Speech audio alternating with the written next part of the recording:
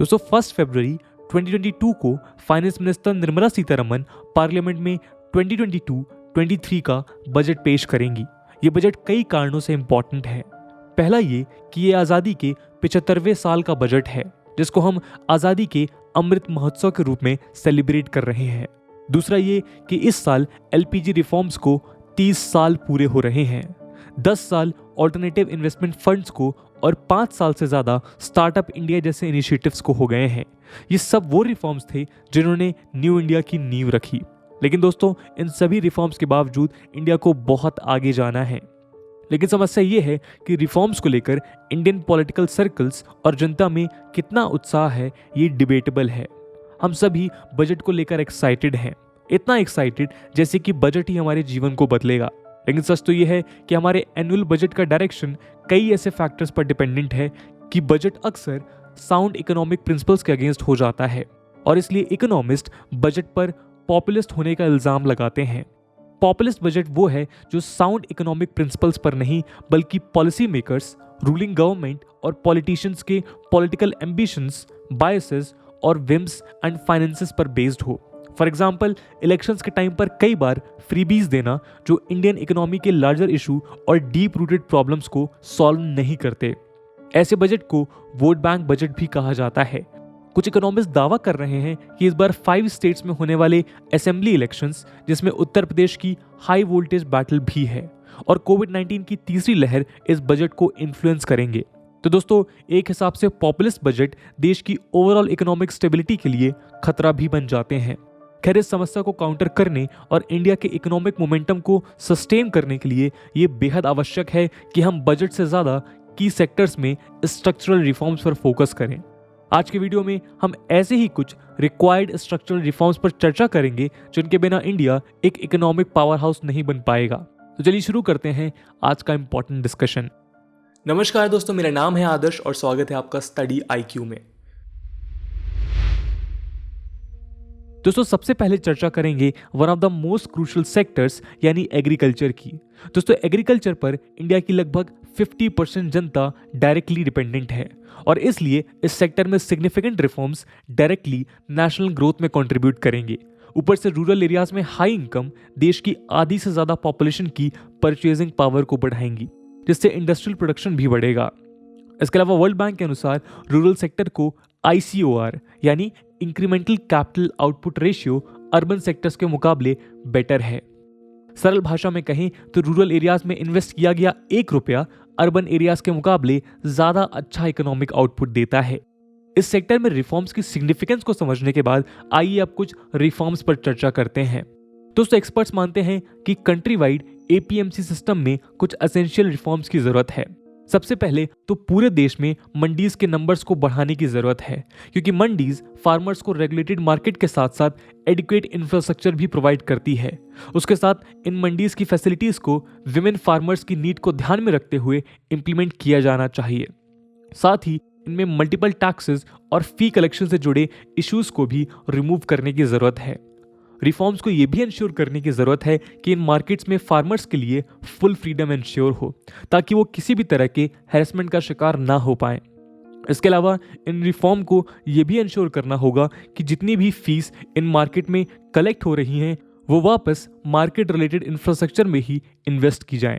साथ ही साथ गवर्नमेंट को ट्रेडर्स के लिए लाइसेंसिंग रिक्वायरमेंट्स को कुछ इस तरह आसान करना होगा जिसमें स्मूथ लाइसेंसिंग प्रोसीजर्स के साथ साथ ट्रेडर्स पर ओवरसाइट और कुछ सिक्योरिटी डिपॉजिट भी इंश्योर हो सकें।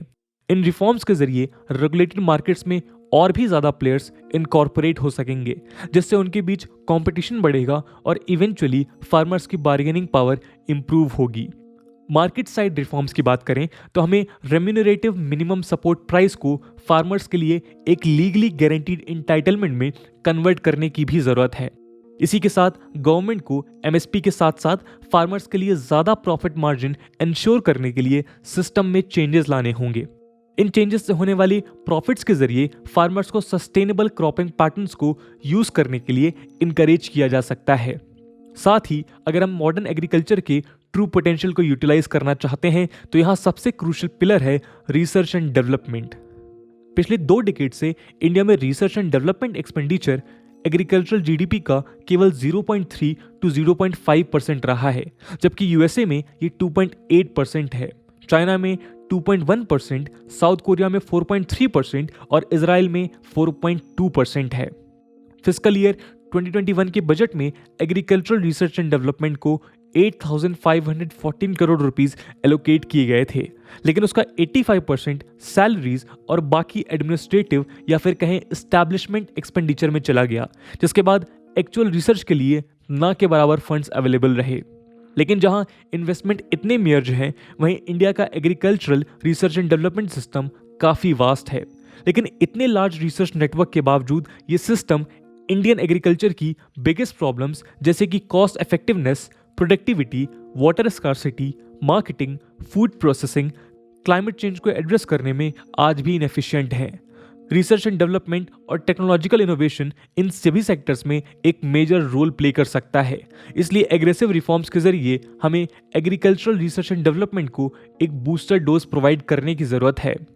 इसके अलावा किसी भी रिफॉर्म को highly localised farmer centric support system की तरफ काम करना होगा, ताकि एक कॉम्प्रिहेंसिव इकोसिस्टम क्रिएट किया जा सके जो फार्मर्स के लिए क्रेडिट और disaster compensation systems, better natural resource management, nutritional security, climate change जैसे फैक्टर्स को इनकॉर्पोरेट करे और सभी फार्मर्स, स्पेशली विमेन और टेनेंट फार्मर्स के लिए एक डिग्निफाइड लाइवलीहुड इंश्योर करे।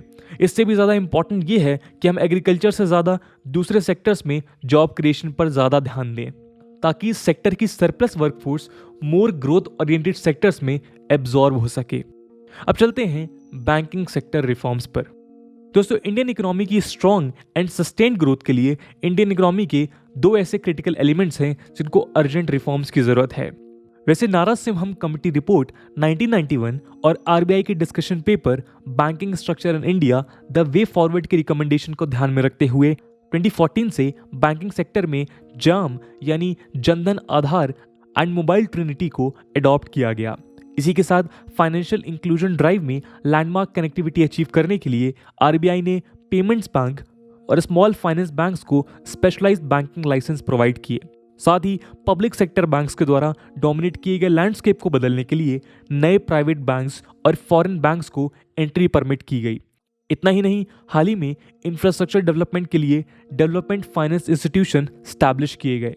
नॉन परफॉर्मिंग एसेट्स की प्रॉब्लम को एड्रेस करने के लिए बैड बैंक्स स्टैब्लिश किए गए और कई पब्लिक सेक्टर बैंक्स को एडिशनल कैपिटल को मोबिलाइज करने के बर्डन को रिजॉल्व करते हुए उन्हें प्राइवेटाइज किया गया। लेकिन इन सब पॉलिसी रिफॉर्म्स के बावजूद ये सेक्टर प्लेथोरा ऑफ प्रॉब्लम से जूझ रहा है, जिसको आज कुछ स्पेसिफिक रिफॉर्म्स की जरूरत है। यूँ तो ज्यादातर यूनिवर्सल बैंकिंग मॉडल को वाइडली प्रेफर किया जाता है, लेकिन डिफरेंट कस्टमर्स और बोरोवर्स की स्पेसिफिक और वेरिड रिक्वायरमेंट्स को ध्यान में रखते हुए हमें डिफरेंशिएटेड यानी नीश बैंकिंग की ज्यादा जरूरत है। यूनिवर्सल बैंक जैसे कि आईसीआईसीआई, एचडीएफसी, एसबीआई एक्सेट्रा वो कमर्शियल बैंक्स हैं जो बड़े लेवल पर एक वाइड वैरायटी ऑफ सर्विसेज देते हैं, जबकि डिफरेंशिएटेड बैंक्स मार्केट के एक पर्टिकुलर सेक्शन की डिमांड्स को फुलफिल करने के लिए बनाए जाते हैं। पेमेंट बैंक और small financial bank niche banking के एग्जाम्पल हैं। ये niche banks retail, agriculture, MSMEs, infrastructure financing, wholesale banking और इन्वेस्टमेंट बैंकिंग जैसे एरियाज में फाइनेंशियल एक्सेस इंप्रूव करेंगे। इसके साथ एग्जिस्टिंग लोकल एरिया बैंक्स और अर्बन कोऑपरेटिव बैंक्स को राम यानी retail, agriculture and MSME banks में इंटीग्रेट किया जाना चाहिए। साथ ही साथ उन्हें रिकॉग्नाइज स्टॉक एक्सचेंज पर लिस्ट होने और ईएसजी यानी एनवायरनमेंट, सोशल रिस्पॉन्सिबिलिटी और गवर्नेंस फ्रेमवर्क अडॉप्ट करने के लिए इनकरेज किया जाना चाहिए, जिससे वो स्टेक होल्डर्स के लिए लॉन्ग रन में इफेक्टिव वैल्यू जनरेट कर सकें। साथ ही इन नए रिफॉर्म्स को स्ट्रॉन्ग इंडिविजुअल डिपॉजिट इंश्योरेंस और इफेक्टिव ऑर्डरली रेजोल्यूशन रेजिम्स पर भी फोकस करना होगा, ताकि इन बैंक से आने वाले पॉसिबल सिस्टमैटिक रिस्क को मिटिगेट किया जा सके और इकोनॉमी को लॉन्ग टर्म में स्टेबिलिटी प्रोवाइड की जा सके। दोस्तों, अब चलते हैं मैक्रो इकोनॉमिक रिफॉर्म्स पर। दोस्तों, कोरोना वायरस के इकोनॉमी पर कंटिन्यूइंग इफेक्ट्स को ध्यान में रखते हुए मैक्रो इकोनॉमिक रिफॉर्म्स का फोकस एसेंशियली प्रोडक्शन और कंजम्पशन डिमांड को रिफ्यूल करने पर होना चाहिए, क्योंकि यही वो फैक्टर हैं जो eventually production possibilities, private investment और एम्प्लॉयमेंट क्रिएशन पर मल्टीप्लाइंग इफेक्ट्स प्रोड्यूस करेंगे। इसके साथ देश में इकोनॉमिक ग्रोथ को सस्टेन करने के लिए इंफ्रास्ट्रक्चर में इन्वेस्टमेंट्स पर ध्यान देना बहुत ज़रूरी है। इंडिया का इन्वेस्टमेंट टू जीडीपी रेशियो जो 2008 में 39% था वो आज 32% पर आ गया है। तो इस सेक्टर के रिफॉर्म्स में गवर्नमेंट को इंफ्रास्ट्रक्चर इन्वेस्टमेंट्स प्रायोरिटाइज करने की ज़रूरत है। आज एमएसएमईज इंडियन इकोनॉमी की सोशियो इकोनॉमिक ग्रोथ में टॉप नॉच कंट्रीब्यूशन कर रही है। यह हमारी जीडीपी में 30% ग्रॉस वैल्यू आउटपुट, मैन्युफैक्चरिंग में 37% और टोटल एक्सपोर्ट्स का 49% कंट्रीब्यूट करती है। उसी के साथ वो 11.1 करोड़ लोगों को एम्प्लॉयमेंट भी प्रोवाइड कर रही है। पैंडेमिक के इम्पैक्ट को कम करने के लिए गवर्नमेंट ने इस सेक्टर में कई रिफॉर्म्स किए, लेकिन इंडिया की इकोनॉमिक ग्रोथ में एमएसएमईज के कंट्रीब्यूशन को ध्यान में रखते हुए गवर्नमेंट को कुछ और स्ट्रक्चरल रिफॉर्म्स अडॉप्ट करने होंगे। इस सेक्टर में हमें ऐसे रिफॉर्म्स चाहिए जो इंडस्ट्रीज और पर्टिकुलरली एमएसएमईज के लिए hassle free credit availability, ease of doing business, low cost of doing business और टाइमली जस्टिस इंश्योर करें। इन रिफॉर्म्स के जरिए एमएसएमईज जॉब क्रिएशन के साथ साथ एक न्यू और वाइब्रेंट इंडिया की जर्नी को इफेक्टिवली कैटलाइज करेंगी।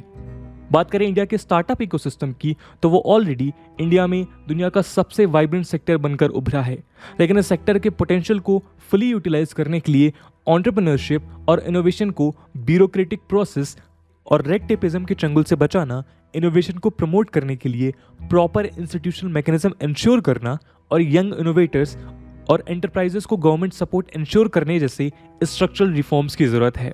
दोस्तों, इन रिफॉर्म्स के थ्रू ही हम इकोनॉमी के की सेक्टर्स की फाउंडेशंस को स्ट्रॉन्ग कर पाएंगे, जो इवेंचुअली इंडियन इकोनॉमी की मैक्रो इकोनॉमिक रेजिलियंस को बूस्ट कर पाएंगे। दोस्तों, 1991 के रिफॉर्म्स के बाद इंडिया में लाइसेंस राज को खत्म कर दिया गया, लेकिन इंस्पेक्टर राज आज भी मौजूद है, जो 21st सेंचुरी इंडिया के लिए एक बड़ी समस्या है। आइए इसके स्केल पर एक नजर डालते हैं। दोस्तों, आज पूरे इंडिया में 63 मिलियन एंटरप्राइजेज हैं, जिनमें से केवल 1 मिलियन फॉर्मल एम्प्लॉयर्स हैं। 98% से ज़्यादा इंडियन एम्प्लॉयर्स इंटेंशनली इनफॉर्मल रहना प्रेफर करते हैं, जिसके चलते उन्हें इंस्टीट्यूशनल कैपिटल, टैलेंट, टेक्नोलॉजी और सप्लाई चेन्स का एक्सेस भी नहीं मिल पाता है। इसके अलावा वो ऑन एन एवरेज अपनी रिक्वायरमेंट्स के हिसाब से 1/3 एम्प्लॉयज हायर करते हैं, जिससे less than optimal job creation हो पाता है। आप सोच रहे होंगे क्यों? इसके पीछे एक साउंड सर्वाइवल लॉजिक है, क्योंकि जैसे ही ये एंटरप्राइजेस अपनी ग्रोथ को एक्सपैंड करके फॉर्मल इकोनॉमी का हिस्सा बनने की सोचते हैं, उनको 100 तरह के कॉम्प्लायंसेस के साथ डील करना पड़ता है, जो अक्सर इन कंपनीज की मैनेजिंग कैपेसिटी के बाहर होते हैं। यही फैक्टर उनको इकोनॉमिकली स्मॉल और एडमिनिस्ट्रेटिवली इनफॉर्मल रहने के लिए इंसेंटिवाइज करता है। इंडिया का ये कॉम्प्लेक्स रेगुलेटरी इन्वायरमेंट, जिसको अक्सर फॉर्मलाइजेशन टैक्स भी कहा जाता है, ये आज एंटरप्रेन्योर्स और इमर्जिंग स्टार्टअप्स के लिए सबसे बड़ा हर्डल बन चुका है। हालांकि वर्ल्ड बैंक के ease of doing business rankings में इंडिया 63rd रैंकिंग पर है, लेकिन कॉन्ट्रैक्ट इन्फोर्समेंट में 163rd पर है। अगर अभी तक आप इस प्रॉब्लम की डेप्थ को नहीं समझ पाए हैं, तो हम आपको बता दें कि अगर इस रेगुलेटरी इंफ्रास्ट्रक्चर को ईज करके 63 मिलियन एंटरप्राइजेस का केवल 10% भी इनफॉर्मल टू फॉर्मल सेक्टर की तरफ शिफ्ट कर दिया जाए, तो हम 100 मिलियन न्यू फॉर्मल जॉब्स रातों रात जनरेट कर सकते हैं। इसके अलावा कॉम्प्लायंस कॉम्प्लेक्सिटी और डिफिकल्टी ऑफ डूइंग बिजनेस आज एक मेजर रीजन है, जिसकी वजह से कंपनीज ओवरसीज डेस्टिनेशन को प्रेफर करती हैं। इन इश्यूज की वजह से इंडिया एक ऐसे रिस्क पर खड़ा है जहां वो लैंड ऑफ स्टार्टअप्स नहीं, बल्कि लैंड ऑफ सब्सिडीज बनकर रह गया है। ये ना सिर्फ इंडिया की इकोनॉमी को इफेक्ट करता है, बल्कि इस डिजिटल एरा में ये देश की डिजिटल सोवरेनिटी और इंटेलेक्चुअल प्रॉपर्टी के लिए भी एक पोटेंशियल थ्रेट बनता है। इसी को ध्यान में रखते हुए हमें जुडिशियल, लीगल और एडमिनिस्ट्रेटिव सिस्टम्स में एक मेजर ओवरहॉल करने की जरूरत है। यहाँ रिफॉर्म्स का चैलेंज केवल नए एंटरप्राइजेस का डेवलपमेंट को कैटलाइज करना नहीं, बल्कि एग्जिस्टिंग इंफ्रास्ट्रक्चर को नर्चर करना भी है, जिससे हमें इकोनॉमिक फ्रंट पर ग्रोथ और सोशल फ्रंट पर जॉब क्रिएशन में बढ़ोतरी देखने को मिले। उदाहरण के तौर पर इंडिया के कमर्शियल कोर्ट्स में एक केस को एड्रेस करने के लिए 1445 डेज लगते हैं। इसी के साथ millions of commercial cases regular courts में महीनों तक लड़ते रहते हैं, जिससे एडिशनल डिलेज क्रिएट होते हैं। इसलिए गवर्नमेंट को चाहिए कि नंबर ऑफ जजेस, स्टाफ्स, कोर्ट रूम्स बढ़कर जुडिशरी की कैपेसिटी बिल्डिंग के साथ साथ ई हियरिंग्स और ऑल्टरनेटिव डिस्प्यूट रेजोल्यूशन जैसे कॉस्ट इफेक्टिव और स्पीडियर मेथड्स को अडॉप्ट करें, इसी के साथ साथ गवर्नमेंट को इन रिफॉर्म्स के जरिए इमर्जिंग और एग्जिस्टिंग एंटरप्राइजेस के लिए नए इंसेंटिव जनरेट करे, ना कि उनकी ग्रोथ को हैम्पर करने के लिए आर्टिफिशियल रिस्ट्रिक्शंस जनरेट करें। उदाहरण के लिए आउट ऑफ 60,000 इंडियन स्टार्टअप्स में केवल 400 के पास इंटर मिनिस्ट्रियल बोर्ड यानी कि IBM सर्टिफिकेशन है, जो उनको इनकम टैक्स एक्ट के अंडर बेनिफिट के लिए अलाउ करता है। तो हमें लीगल रिफॉर्म्स के जरिए इस तरह के हर्डल्स को रिमूव करने की भी जरूरत है। दोस्तों, इंडिया में रिक्वायर्ड स्ट्रक्चरल रिफॉर्म्स की लिस्ट लंबी है और हमारे द्वारा डिस्कस रिफॉर्म्स एग्जॉस्टिव नहीं है। यहाँ पर हमने सिर्फ कुछ मोस्ट इंपॉर्टेंट रिफॉर्म्स की बात की है, जिनके बिना शायद ही इंडिया एक इकोनॉमिक सुपर पावर बन पाएगा। इसलिए कमेंट सेक्शन में जरूर बताइएगा कि हमें और कौन से सेक्टर्स में रिफॉर्म करने की जरूरत है। आज की वीडियो के लिए इतना ही। आई होप आपको वीडियो पसंद आई होगी, और अगर पसंद आए तो अपने दोस्तों के साथ शेयर करना मत भूलिएगा। हम मिलते हैं अगली वीडियो में, तब तक के लिए जय हिंद, जय भारत।